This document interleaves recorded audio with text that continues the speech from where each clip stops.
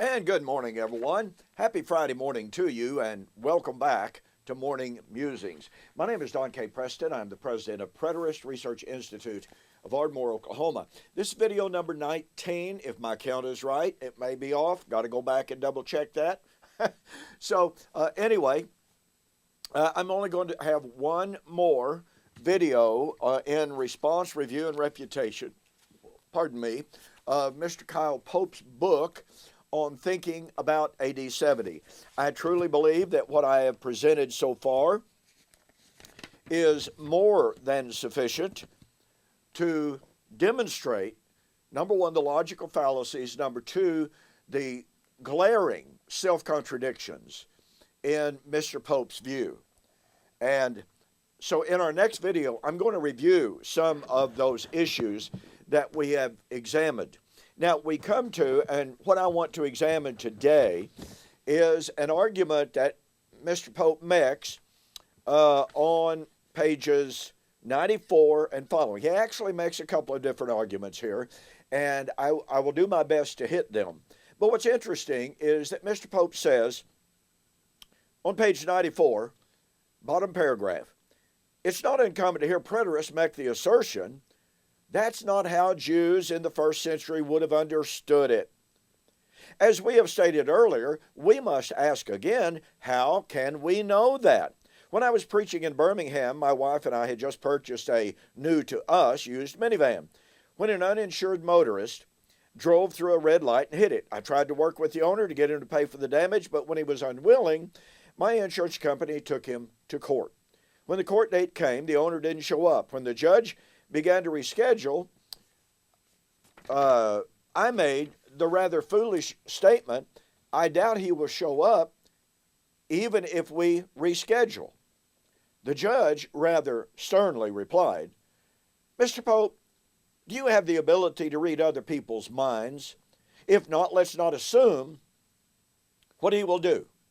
I have appreciated his rebuke ever since then. I believe it has application to the issues we are discussing. How can we know that Jews in the first century would not have looked for a literal bodily resurrection? How can we know they would have understood all cosmological, eschatological language figuratively? How do we know that they did not see in those words a present application to the kingdom being described with a future promise of a more literal fulfillment? What evidence do we find to support these assumptions? So, on the one hand, he castigates preterists for pointing out the proper way of understanding Jewish thought, Jewish application. And listen to me, I'm unaware of any preterist who denies that there were Jews in the first century who believed in physical resurrection. I don't know of any. I've certainly not ever denied that. That's not the point. The point is, what is the proper Jewish/biblical view of understanding? And here's something you need to be, you probably are already, but we need to be reminded of this.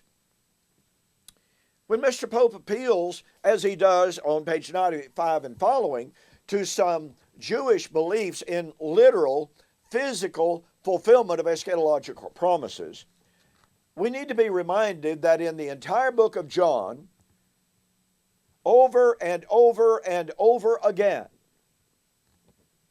Jesus would teach concerning the kingdom, concerning his work.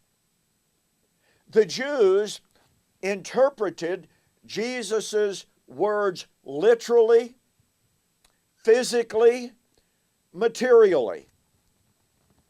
And every time that they interpreted Jesus' words physically and literally, they were wrong. Let's see, John chapter 6, 53 and following. Except a man eat my flesh and drink my blood, he cannot enter into the kingdom. What? And from that moment forward, many of the Jews departed and walked with him no more. Why? Well, the idea of eating Jesus' flesh and drinking his blood, that's utterly ridiculous. His own apostles at times, early on, were guilty of the same thing. John chapter 6, they're riding in the boat. Jesus said, beware of the leaven of the Pharisees. And the apostles are going, the leaven of the Pharisees, we didn't bring any bread. Oh my goodness, something wrong here. And you can just see Jesus going, oh. Over and over and over again. The Jews took the literal, physical perspective of Jesus' words, and every time they did, they were wrong. Let's see. Destroy this temple in 3 days, and I'll raise it up again. This temple's been building for 46 years to this point, and you're going to raise it up in 2 days? 3 days? Ladies and gentlemen, it is therefore, may I say this respectfully, it's more than disingenuous for Mr. Pope to say, hey, we know what a lot of the Jews of the first century believed in. They interpreted eschatological prophecies literally. Yes, they did. And let me see, Luke chapter 19. The Jews believed that the kingdom of heaven was about to occur immediately. Lord, will you will you establish the kingdom now? The kingdom does not come with observation. The kingdom of heaven is in your midst. Where? Where? They had a material, physical, may I use the term, carnal view of the kingdom. You know, like Mr. Pope does in regard to the coming of the Lord. Let me say this kindly. I mean no disrespect whatsoever to any futurist, because most people don't even think about it. The very hermeneutic that put Jesus on the cross, that is, the expectation of a literal physical kingdom that when not met, when not satisfied, they rejected Christ, they rejected his kingship, they rejected his kingdom, and they put him on the cross. That's the very hermeneutic that says, hey, look, the dispensationalists say it. The kingdom has got to come with observation. Oh, guess what? Mr. Pope believes that the kingdom, the everlasting kingdom, comes at the so-called end of time. And guess what? It comes with observation in his paradigm. Folks, there's something wrong. Luke 17, 20 and 21, the kingdom does not come with observation, but Mr. Pope points us to the Jewish expectation of a physical kingdom and says, see, we know what they believed. But you see, folks, the problem of it is, what they believed is not what Jesus taught. It's not what Paul taught, as we'll see momentarily. What they believed, what they insisted on, put Jesus on the cross. What the Jews believed in led to them wanting to kill Paul in Acts 24. So do we really honestly want to appeal to what the Jews believed in their materialistic, carnal, physical expectations of the coming of the kingdom? Is that where we want to hang our hat? And so, yeah, Mr. Pope on page 95 and 96, he quotes, matter of fact, he quotes from Justin in his dialogue with Trypho on page 96, and he points out how Justin quoted, get this, Justin quoted from the Jewish belief in a literal physical kingdom. Now, you really got to catch this, okay? Justin believed And Justin cited Jews who believed in a literal 1,000-year reign of Christ. Now let me ask you something. You need to ponder this. Does Mr. Pope believe in a literal physical 1,000-year reign of Christ on earth with literal physical Jerusalem as its capital? Unequivocally, undeniably, Mr. Pope does not believe in that. But what is he doing? Oh, he is quoting from the Jewish carnal expectation of a yet future physical kingdom with literal physical Jerusalem as its capital, in which Christ rules for a literal physical 1,000 years, and says, hey, see, we know what they believed. But Mr. Pope would be the first to tell you, hey, look, Justin was wrong. That concept of the kingdom is wrong. Christ's kingdom is spiritual. Oh, wait, he'd turn around and tell us, no. The coming of Christ in the kingdom at the end of time is not spiritual. It's absolutely physical, with observation. You see what's going on here, ladies and gentlemen?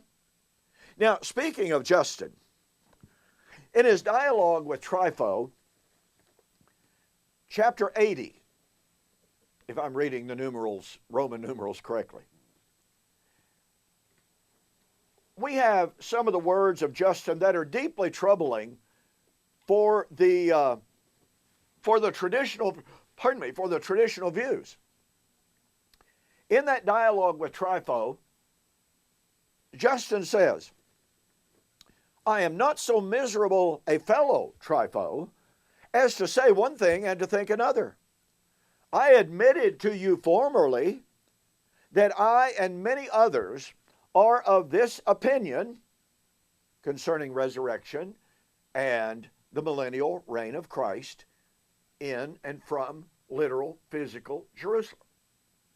You see, Justin is admitting that's what he believed and that's what the Jews believed. But watch what he then says. I and many others are of this opinion and believe that such will take place, as you assuredly are aware. But, on the other hand, I signified to you that many who belong to the pure and pious faith and are true Christians think otherwise. Unquote. What?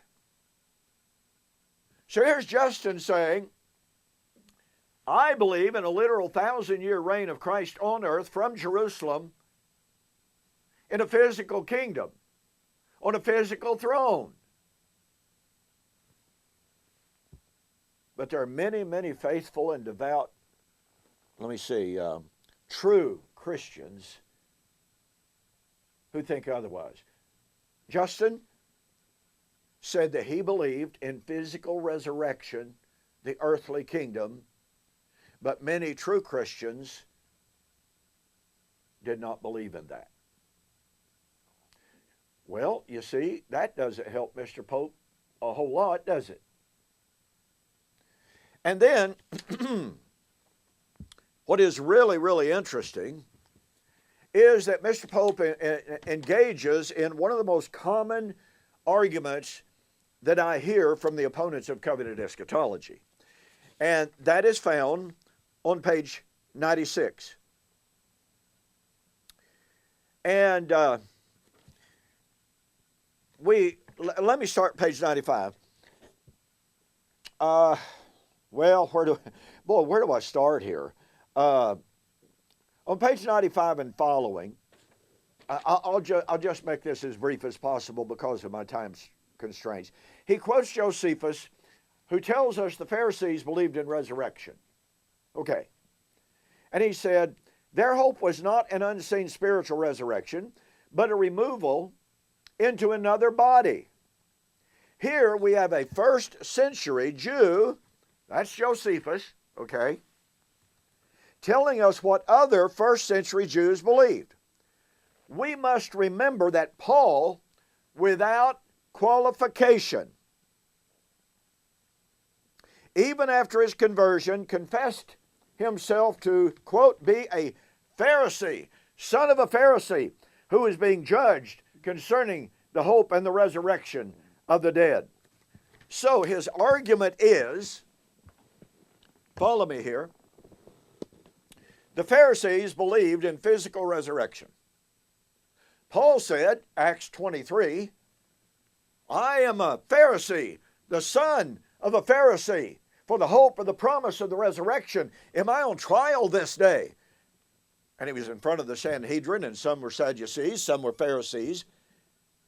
And the Pharisees immediately go, hey, we don't find any fault with this guy. And so Mr. Pope extrapolates from that. Since the Pharisees believed in physical resurrection, Paul said, I am a Pharisee, the son of a Pharisee. Paul must have believed in physical resurrection. Now, look, I used to make that argument. I really did. Until I began to realize it's a really, really faulty and bad argument. And here's why. And I've written a book on this, Paul on Trial, Paul, the Pharisees, and Resurrection. In this book, ladies and gentlemen, I have a chart in which I present the comparison between Paul and Jesus in regard to their kingdom message. Let me just simply say this, keep it as brief as possible, because I'm running out of time here. Did Jesus come to establish the kingdom? Well, of course. Nobody denies that. The time is fulfilled, the kingdom of heaven is drawn near. John the Baptizer, same message. Mark 1:15 and Matthew chapter 4, verse 17 for Jesus. The Jews wanted a kingdom, right? Well, of course. Nobody denies that. Okay. Did Jesus come to be king? Well, when Jesus is on trial before Pilate, Jesus says, are you the king of the Jews? And Jesus says, you have rightly spoken. For this reason was I born. For this reason did I come into this world. I am the king of the Jews. Okay. Did the Jews want a king? Well, in John chapter 6 and verse 15, when Jesus had just fed the multitude of 5,000 men, doesn't count the women and children, Jesus perceived that they were about to come and to make him king by force, and he withdrew himself. Wait a minute. Listen, I've said this very, very often. This is critical to understand. The Jews never rejected Jesus' offer of the kingdom until Jesus first rejected their offer of the kingdom. Do you catch that? Let me repeat it. The Jews never rejected Jesus' offer of the kingdom, and he did offer it, until Jesus first rejected their offer of the kingdom. Now look, folks, you just got to ask yourself the question. If Jesus came to be king, and he did, and if Jesus came to offer the kingdom, and he did, and if the Jews wanted a kingdom, and they did, and the Jews wanted a king, then why did Jesus reject their offer of the kingdom, and why did they then subsequently and consequently reject him as king? What's going on here? Hey, some of you will remember the wonderful line from the movie Cool Hand Luke. What we have here is a failure to communicate. Is that what we've got? Did Jesus not make it clear that he was offering the kingdom? Did Jesus not make it clear he was offering to be what they wanted him to be? Did they just simply not understand what Jesus was saying? Oh, come on now. I mean, seriously? We know better than that, don't we? Okay, follow me here.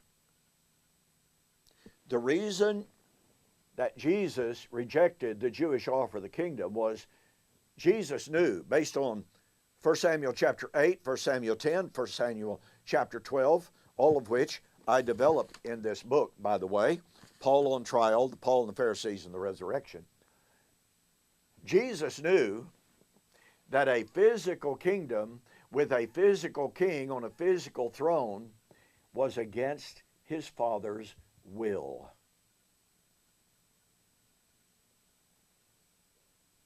You catch that? But you see, just like in 1 Samuel chapter 8, make us a king over us that we may be like the other nations. 1 Samuel 10, 12 and following, Samuel said to Israel, you have committed a great sin this day in desiring a king to rule over you. 1 Samuel chapter 12, 17 and following, the people confessed, we have committed a great sin in desiring a king to rule over us. Hey, listen, folks, how many times did God have to say that a physical king in a physical throne over a nationalistic kingdom was against God's will? How many times does he have to say it before we catch the power of that? But that's precisely what they wanted Jesus to be. He rejected it, and because he rejected it, they rejected him. Now, watch this. The resurrection comes at the time of the kingdom. Paul wrote, 2 Timothy chapter 4, 1 and 2, I urge you therefore, before God and the Lord Jesus Christ, who is about to judge the living and the dead at his appearing and kingdom. Hello? I mean, this is simply undeniable. Matthew chapter 25, 31 and following, when the Son of Man comes in his glory, then shall he sit on the throne of his glory, and all the nations shall be gathered before him. I don't know of anyone that denies that's the resurrection. Revelation chapter 11, 15 and following, at the time of the destruction of the city where the Lord was crucified, this is the time of the dead that they should be judged. The time that the prophets would be rewarded. Well, when would the prophets be rewarded? Time of the resurrection. So the testimony of the New Testament is resurrection is at the time of the kingdom. Okay, now watch this. In Acts chapter 24, 23 and 24, Paul said, I'm a Pharisee, son of a Pharisee. And the Pharisees immediately go, mighty fine fella here, Paul. Man, we're with you. Pat him on the back. But approximately 2 weeks later, and again, I develop all of that in this book, Paul on Trial, Paul, the Pharisees, and the Resurrection. You need to go to my website, donkpreston.com, BibleProphecy.com, order the book. Make mention that you saw the offer on YouTube or Facebook, and I'll refund your shipping, and that'll save you $5 on this book. Okay. So, in Acts 23, I believe in the resurrection, Paul said. You know, just like Jesus said, I've come to offer the kingdom. And the Jews with Jesus initially said, man, this is a great guy. He's one of us. He's going to establish the kingdom. Oh, but wait. They found out what kind of kingdom Jesus was offering. The kingdom of heaven is already in your midst. Oh, wait a minute. No. It can't be in our midst because when the kingdom comes, the Romans are going to be whipped. And the Messiah is going to sit on the throne in Jerusalem. And the temple is going to be purged and cleansed. And the sacrifices from that point forward are going to be pure. Israel is going to be established as the king of the nations. By the way, that was the Pharisaic concept of the resurrection. More on that momentarily. So approximately 2 weeks later, Paul's on trial in Acts chapter 24 and verse 13. And he says, this I confess to you, that the way, according to the way which they call a sect, so worship I the God of my fathers, believing all things that are written in the law and the prophets, that there is about to be the resurrection of the just and the unjust. Wait a minute. Did you catch what Paul said? This I confess to you, that after the way which they call a sect, I worship the God of our fathers. They confess this same hope, Paul says. Okay, wait a minute. If Paul believed in the same idea of resurrection, and the kingdom, that the Pharisees believed in, why is it that they've gone from Acts 26, or Acts 23, pardon me, Acts 23, saying he's a mighty fine fella, to now in Acts 24, 13 and following, they want him dead for his doctrine of the resurrection?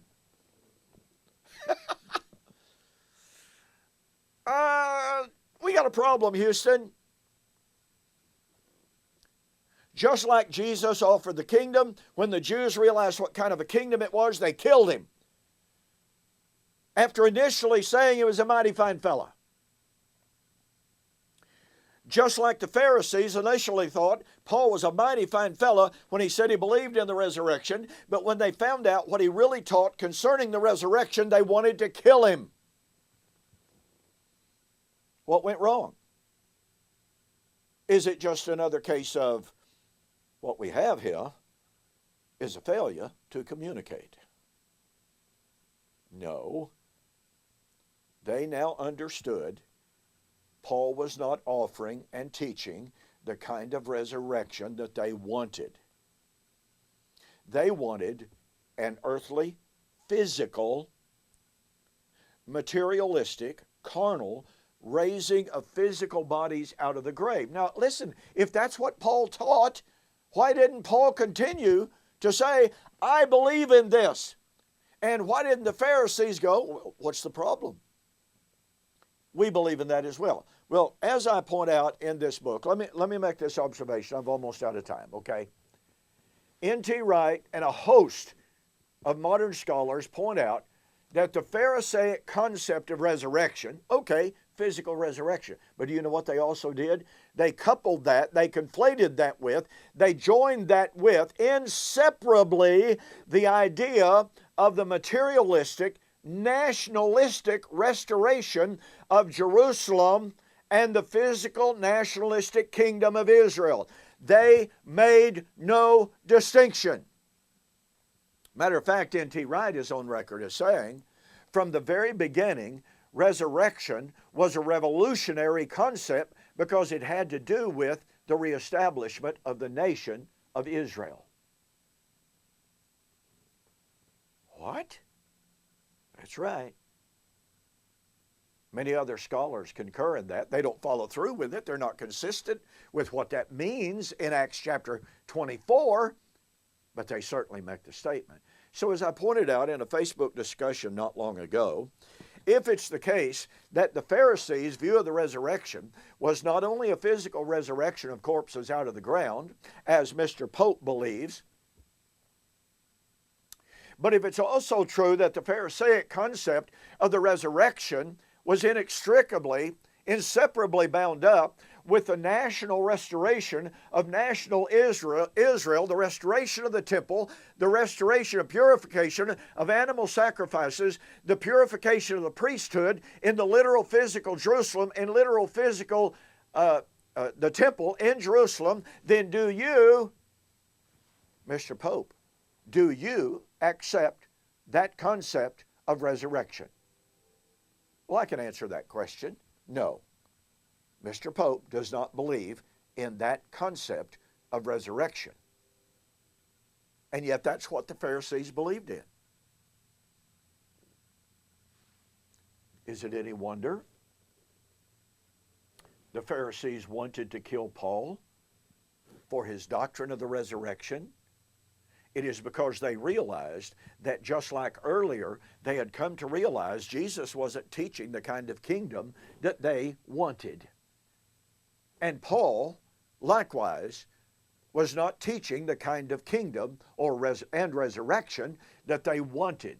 Thus, just like they killed Jesus, they now wanted to kill Paul because he wasn't teaching the kind of resurrection that they wanted. let me urge you again to go to my website and get a copy of the book, Paul on Trial, Paul, the Pharisees, and the Resurrection. I'm not aware of another book like it anywhere.